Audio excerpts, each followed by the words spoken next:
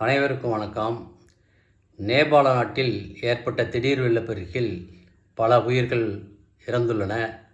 தமிழ்நாட்டில் இருந்து சென்றவர்கள் பாதி பேர் நல்ல நிலையில் இருப்பதாக செய்திகள் வருகின்றன. மீதி பேருடைய நிலைமை என்ன என்பது தெரியவில்லை. அதற்காக தமிழ்நாடு அரசு ஒரு குழுவை அமைத்து டெல்லிக்கு அனுப்பியிருக்கிறது. அதில் 4 அமைச்சர்கள் இடம்பெற்றுள்ளனர்.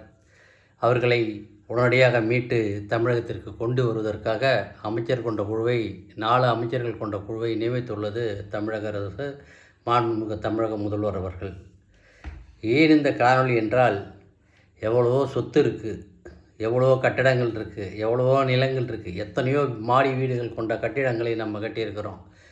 நாம் அடுத்தவர்களுக்கு ஏதாச்சும் உதவி கேட்டால் எதுவும் செய்வதில்லை.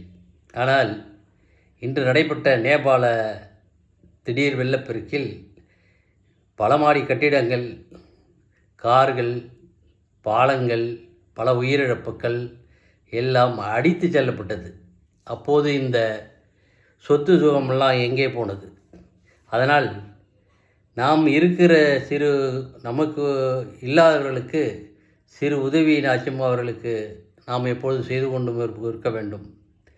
இதுபோல் திடீரென்று வெள்ளப்பெருக்கு ஏற்பட்டோ அல்லது மற்ற பல காரணங்களாலோ நாம் உயிரிழப்பு ஏற்பட்டால் அதை என்ன தூக்கிக்கிட்டால் போகிறோம்? அது இல்லை. அதனால் இருக்கும்போது மற்றவர்களுக்கு கொடுத்து உதவ வேண்டும் என்பதே இது போன்ற வெள்ளப்பெருக்கால் சொல்லுகின்ற செயலாகும். அதனால் இனியாவது மக்கள் பெரிய மாடி வீடோ அல்லது சுகமான வாழ்க்கையோ வாழாமல், அப்படியே வாழ்ந்தாலும் பரவாயில்லை, அவர்கள் இருக்கின்ற சொத்துக்களில் கொஞ்சமாவது இல்லாதவர்களுக்கு கொடுத்து உதவ வேண்டும் என்பதே இந்த நேபாள வெள்ளப்பெருக்கு நமக்கு சொல்லிக் கொடுக்கும் பாடமாகும். அதனால் இந்த குழு விரைவாக 4 அமைச்சர்கள் கொண்ட குழு விரைவாக நமது தமிழ்நாட்டைச் சேர்ந்த பயணிகளை